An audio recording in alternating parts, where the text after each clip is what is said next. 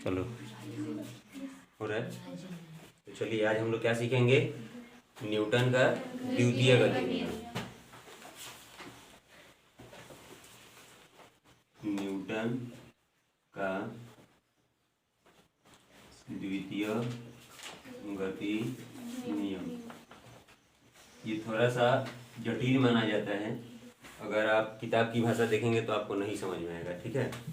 इसलिए हम जो बता रहे हैं उसको एकदम सावधानी से देखेंगे और उसे समझने का प्रयास करेंगे। इसको बताने से पहले थोड़ा सा आप बेसिक समझिए, ठीक है। हो गया। जैसे मान लो कोई वस्तु है, ठीक है, तो इसमें द्रव्यमान भी होगा। वस्तु तो द्रव्यमान होगा कि नहीं होगा? इंग्लिश वाले क्या जानेंगे? मास है। जब इस पर हम बल लगाएंगे, क्या लगाएंगे? बल, तो इसमें क्या उत्पन्न होगा? त्वरण, यानी कि एक्सेलरेशन। इतना सबको मालूम है। त्वरण कब उत्पन्न होता है कि कभी किसी वस्तु पर हम लोग वेग लगाते बल लगाते हैं तो उसके वेग में परिवर्तन होता है। आवेग में परिवर्तन होने के कारण क्या उत्पन्न होता है? त्वरण।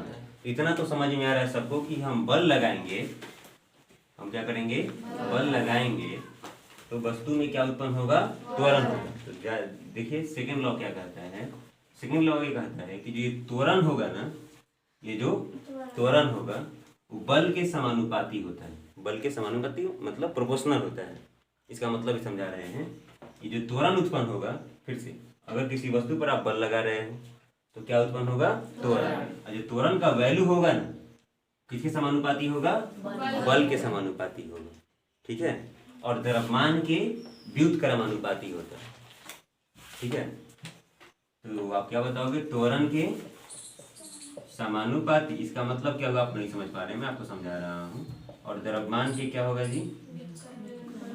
व्युत्क्रमानुपाती। इसका मतलब ये होगा विद्यार्थी कि अगर त्वरण जब बल के समानुपाती हो रहा है, इसका मतलब ये होगा कि अगर बल बढ़ता है, क्या बढ़ता है? बल बढ़ेगा तो त्वरण क्या हो जाएगा? बढ़ जाएगा। अगर ये द्रव्यमान के व्युत्क्रमानुपाती हुआ, इसका मतलब अगर द्रव्यमान बढ़ेगा त्वरण का मान क्या हो जाएगा? घट जाएगा। समझ में आ रहा है ना? यही न्यूटन का क्या कहता है? द्वितीय गति नियम। और इसके द्वारा हम लोग क्या कर सकते हैं ना कि बल की परिभाषा, सॉरी, बल का फॉर्मूला एक बराबर ए में ज्ञात कर सकते हैं, इस दोनों का गुना करके ये द्रव्यमान से। तो एक बार आप क्या कहोगे? कथन में क्या लिखा है आपने? किसी वस्तु पर आरोपित बल द्वारा उत्पन्न त्वरण वस्तु पर आरोपित बल का क्या होता है? सीधा समानुपाती होता है और उस वस्तु के द्रव्यमान के व्युत्क्रमानुपाती होता है। बात समझ में आ रहा है? फिर से अगर हम किसी वस्तु पर बल लगाएंगे तो त्वरण उत्पन्न होगा। क्या उत्पन्न होगा? त्वरण का वैल्यू क्या होगा? बल के समानुपाती होगा और द्रव्यमान के व्युत्क्रमानुपाती। इसका मतलब क्या हुआ कि अगर बल बढ़ रहा है तो त्वरण का भी मान क्या हो जाएगा? बढ़ जाएगा। और द्रव्यमान बढ़ेगा तो त्वरण का मान घट जाएगा। समझ में आ रहा है? अगर द्रव्यमान कम होगा तो द्रव्यमान कम होगा तो त्वरण बढ़ जाएगा। बात समझ में आ रहा है ना?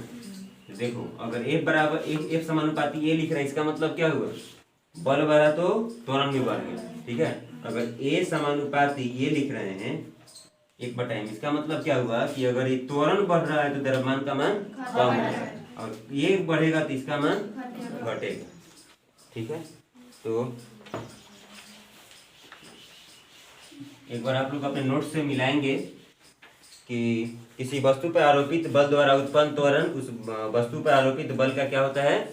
सीधा समानुपाती होता है तथा उस वस्तु के द्रव्यमान का व्युत्क्रमानुपाती होता है। आई त्वरण हमेशा किधर उत्पन्न होगा? नहीं, जिधर आप बल इधर लगा रहे हो तो त्वरण उधर ही ना होगा, यानी कि इधर हो जाएगा। अगर ठीक है, इतना आप समझ गए। अब आइए एक्सप्लेनेशन में, इसको कैसे फॉर्मूला लगाएंगे। माना कि एक्सप्लेनेशन, माना कि वस्तु का द्रव्यमान बराबर m है, ठीक है। आरोपित बल मतलब समझ में आ रहा है आपको? आरोपित बल बराबर f, ठीक है। इतना समझ में आ रहा है? यहाँ लिखेंगे गति के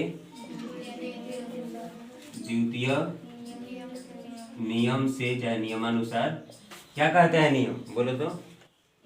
ए किसके समानुपाती होगा? बल के समानुपाती होगा। इसका मतलब समझ रहे हो ना जी। और दूसरा एक और बात ध्यान में, हम जो कह रहे हैं आपको ये बात अगर दैनिक जीवन में भी समझ में आना चाहिए कि अगर आप बल बढ़ाएंगे तो वस्तु तेजी से भागेगा कि नहीं भागेगा। समझ में आ रहा है ना।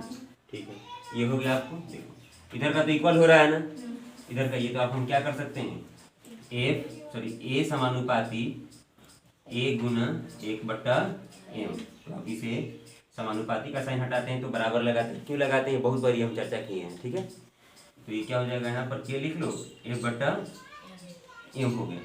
समझ रहे हो ना।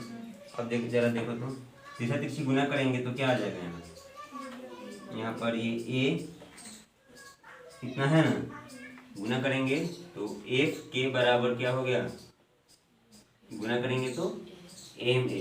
अगर के बराबर क्या मान लिया जाए 1, के बराबर क्या हो 1, एक बराबर क्या आया ma। इस तरह से अब क्या हुआ, बल का फॉर्मूला प्राप्त हुआ। तो आपसे यही पूछा जाएगा एग्जाम में कि न्यूटन के प्रथम गति नियम से किसकी जानकारी मिलती है, तो आप क्या बताओगे, बल की परिभाषा और जड़त्व की परिभाषा। और द्वितीय गति नियम से तो बल का व्यंजक या बल का सूत्र प्राप्त होता है। मालूम हुआ। ठीक है, तो इस तरह से क्या साबित हो रहा है कि यह जो बल होगा वस्तु के द्रव्यमान और उत्पन्न त्वरण के गुणनफल के बराबर होता है। ठीक है, आगे एक और न्यूटन के द्वितीय गति नियम का हम एग्जांपल देंगे, संवेग में परिवर्तन के समय दर से किस प्रकार से ये होता है। एक और है इसका। ठीक है, दोनों का अभिप्राय एक ही है, हम लोग उसे भी समझेंगे। ठीक है, संवेग वाला जब आपको संवेग बता देंगे तो इतना आपको समझ में आया। इतना से आपको क्या समझे, ये जो फोर्स है मास और एक्सेलरेशन के गुणनफल के बराबर होता है। ठीक है, आगे देखो तो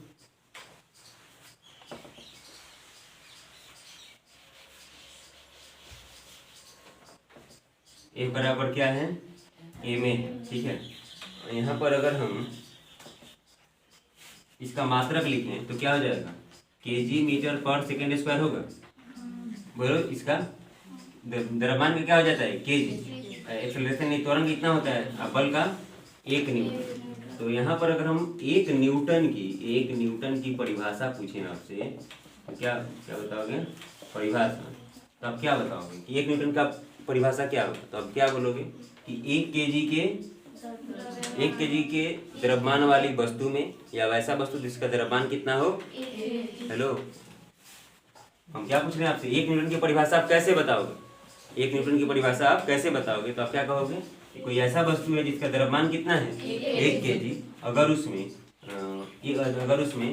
1 मीटर पर सेकेंड स्क्वायर क्या किया जाए, त्वरण उत्पन्न किया जाए, तो दोनों के गुणनफल को ही हम क्या कहेंगे 1 न्यूटन कहेंगे। आपने क्या लिखा है कि 1 केजी द्रव्यमान की वस्तु पर 1 मीटर पर सेकेंड स्क्वायर त्वरण उत्पन्न करने के लिए आवश्यक बल के परिमाण को क्या कहते हैं 1 न्यूटन कहते हैं। ये बोलो समझ में आ रही है आपको बात।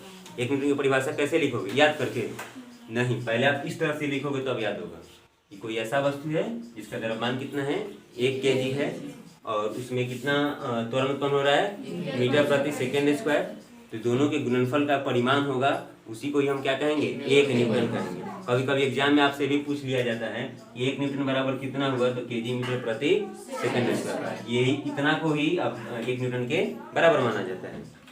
ठीक है, आगे समझना है आपकी एच.सी. वर्मा में एक चर्चा है कि मोमेंटम का, जरा देखते हैं।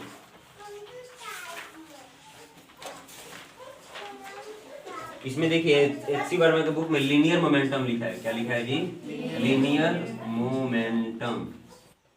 ठीक है, इसको बोलेंगे रैखिक संवेग। क्या बोलेंगे, रैखिक संवेग या किसी को संवेग भी कहो। ठीक है, दोनों हम लोग समझेंगे।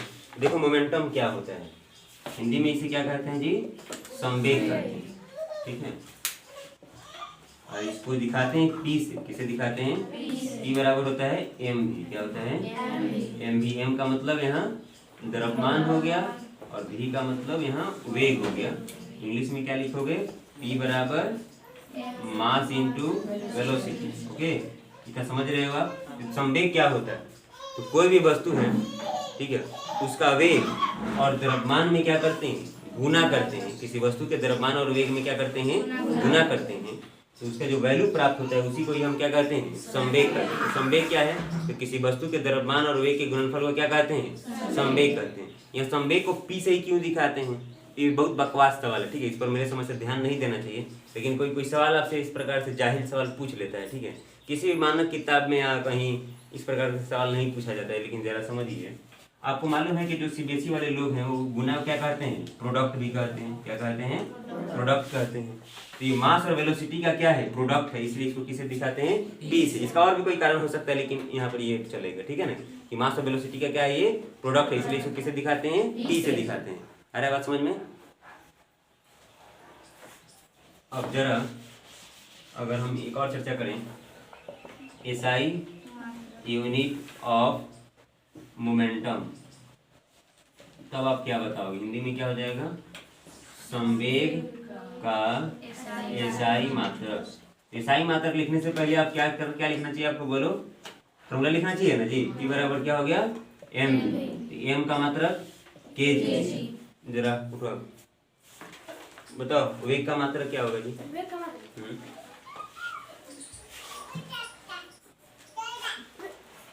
वेग का मात्रक आप उठो, मीटर पर सेकंड, बैठ जाइए, बहुत अच्छी, मीटर पर सेकंड। तो यहाँ पर क्या हो जाएगा जी, केजी मीटर पर सेकंड, किसका मात्रक है, वेग, संवेग का, बनी पूरा केजी मीटर पर संवेग का हो जाएगा। अगर आप इसे चाहोगे तो ऐसे भी लिख सकते हैं, ऊपर चला जाएगा तो माइनस में हो जाएगा। बताओ इतना समझ में आया कि नहीं आया, तो आज ही बता देगी, कल बताएं। तो विद्यार्थी फिर आपको हम ये कल बताएंगे कि संवेग के पदों में न्यूटन का द्वितीय गति नियम। आज मेरे से आप क्या सीखे, न्यूटन का द्वितीय गति नियम और संवेग की परिभाषा। कल आपको क्या बताया जाएगा, संवेग के पदों में न्यूटन का द्वितीय गति नियम, जो आपके भारतीय भवन की किताब में दिया गया। इसे हम लोग सिद्ध भी करेंगे, या आज ही बता दें, बोलिए।